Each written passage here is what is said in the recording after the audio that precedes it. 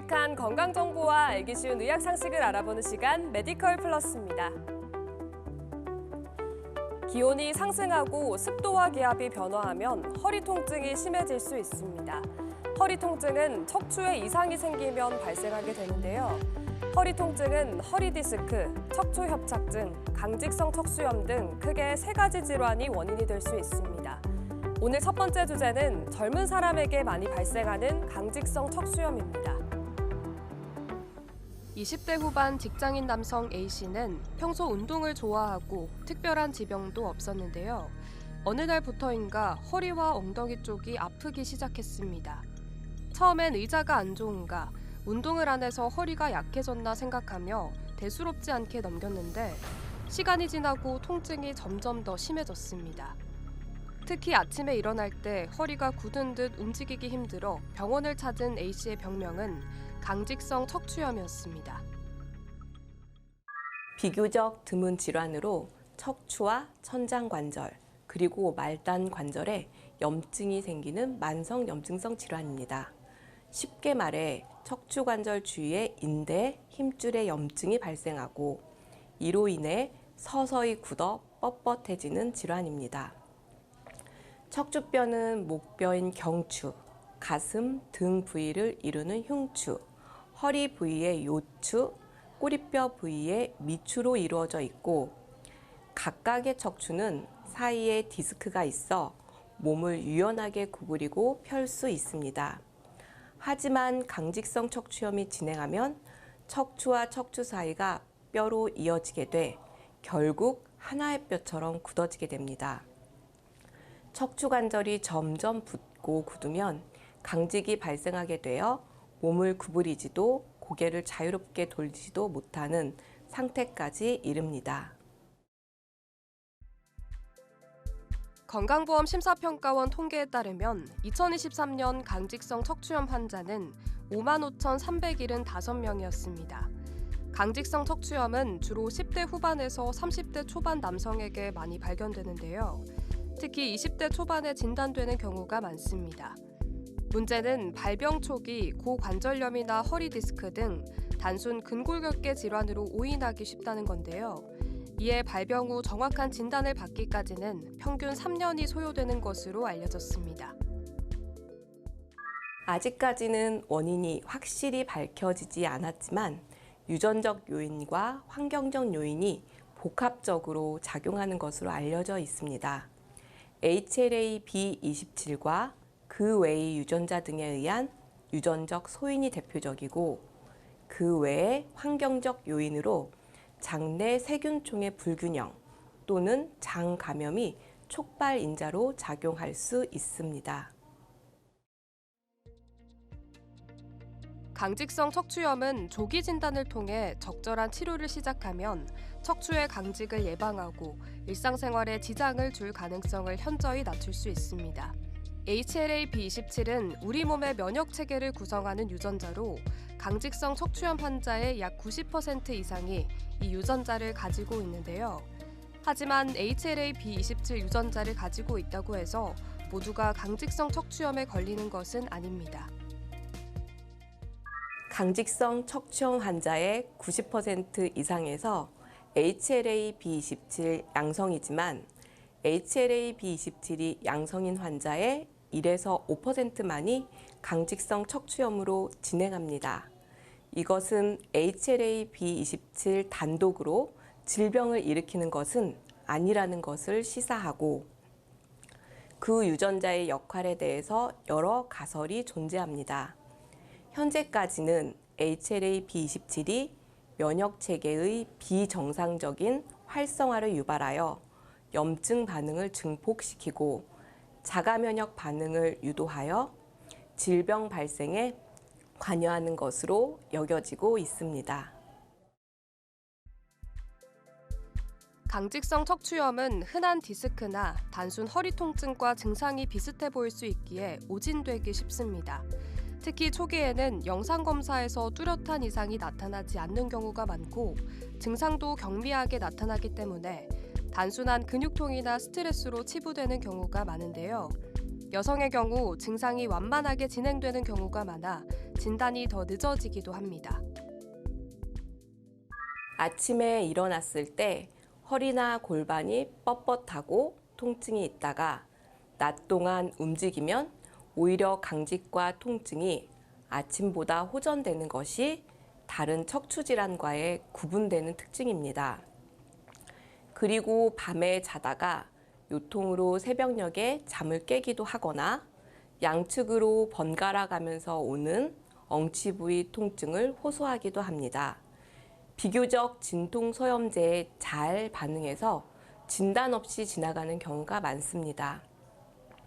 그 외에 고관절이나 무릎관절, 발목관절의 하지관절염, 아킬레스 건염 등의 관절통으로 나타날 수 있습니다. 그리고 관절 이외에 가장 흔하게 침범하는 부위가 눈에 발생하는 포도막염입니다. 그 외에 건선이나 염증성 장질환도 발생할 수 있습니다. 강직성 척추염은 조기 치료 시 척추 구조 손상을 줄이고 눈이나 장 등의 합병증도 줄일 수 있습니다.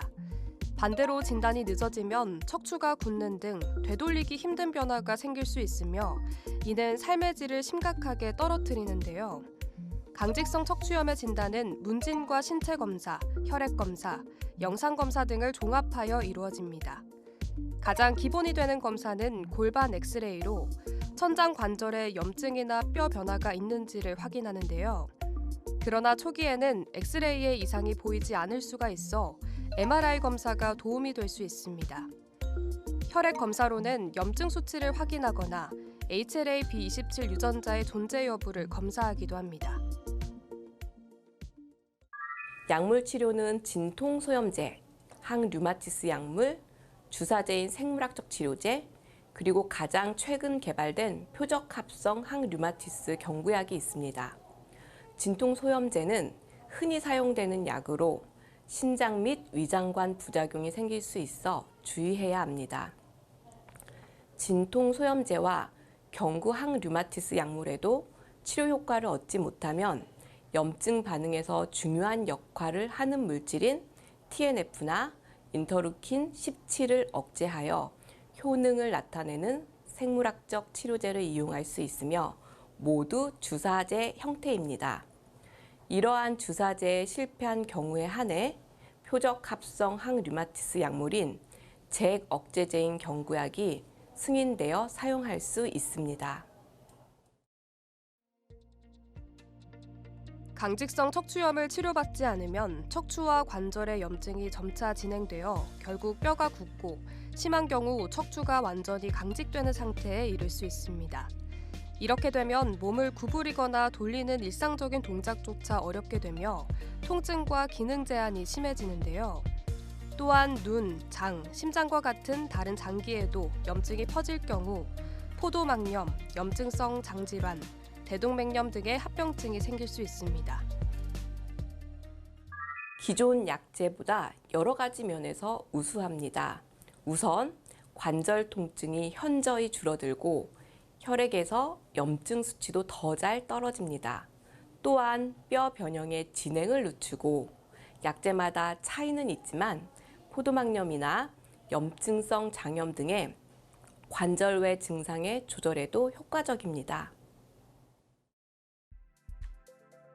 강직성 척추염 환자는 평상시 바른 자세를 유지하는 것이 중요합니다. 특히 책상에 오래 앉아 있거나 스마트폰을 사용할 때 고개를 숙이지 않고 목을 세우는 자세가 필요한데요. 체중이 늘면 척추와 관절의 부담이 커지므로 체중 조절도 필요합니다. 또한 스트레스나 피로는 염증을 악화시킬 수 있어 충분한 휴식과 감정 조절도 중요하겠습니다. 척추와 관절의 유연성을 유지하고 자세 교정, 호흡 기능을 개선시킬 수 있는 스트레칭, 자세 교정 운동, 심호흡 운동, 수영, 필라테스, 유산소 운동이 도움이 됩니다. 단, 개인에 따라 관절 통증 정도, 변형, 관절 가동 범위의 제한이 다르기 때문에 이를 고려해서 가능한 범위 내에서 진행해야 합니다. 식단은 강직성 척추염에 특별히 정해진 식단은 따로 없고 일반적인 염증성 질환에 도움되는 식단은 다 가능합니다. 여기서 잠깐! 잘못된 의학 상식을 바로잡아 건강도 지키고 상식도 키우는 Yes or No. 강직성 척추염은 충분히 쉬고 난 후 오히려 관절이 더 심하게 아프다는데 사실인가요? 예스입니다. 강직성 척추염 환자들은 오래 누워 있거나 오래 앉아 있는 등의 휴식 후에 관절이 더 뻣뻣하고 통증이 심해지는 것을 경험합니다. 이것은 염증성 관절염의 특징입니다. 잘못된 의학 상식 깨치기. Yes or No 두 번째. 강직성 척추염은 완치할 수 없는 질환인가요? 예스입니다. 그래서 현재까지는 완치보다는 질병이 없는 것과 같은 상태에 최대한 가깝게 통증을 줄이고 염증을 조절하여 관절 손상과 변형을 최대한 억제하는 것이 치료의 목적입니다. 강직성 척추염은 외형적으로는 건강해 보일 수 있어 주변에서 그 정도 통증은 누구나 있다라며 과소평가하는 경우가 많습니다. 특히 젊은 나이에 발병하는 경우 나태하거나 게으르다는 오해를 받기도 하는데요. 또한 불치병이라는 오해로 인해 과도하게 두려워하거나 사회적 낙인을 느끼는 경우도 있습니다. 그러나 이 질환은 꾸준한 치료와 관리로 충분히 일상생활이 가능한 질환이며 사회적 인식 개선이 필요한 부분입니다. 약물 치료를 통해 염증을 조절하는 과정도 필요하지만 이것 이상 중요한 것은 운동을 반드시 병행해서 치료하면 충분히 자세 변형을 줄이고 관절의 운동 범위 또한 유지할 수 있습니다. 운동은 개인의 질병 진행 정도에 따라 달라집니다. 보통 천장 관절만 진행된 경우는 모든 운동이 실제 가능하고 척추 강직이 있는 경우는 수영이 도움이 될 수 있습니다. 단, 증상이 조금 호전되었다고 해서 약물을 중단하거나 방치하면 질병이 악화될 수 있다는 점을 명심해야 합니다. 약물의 투여는 치료 경과에 따라 반드시 의사와의 상담을 통해 조절해야 합니다.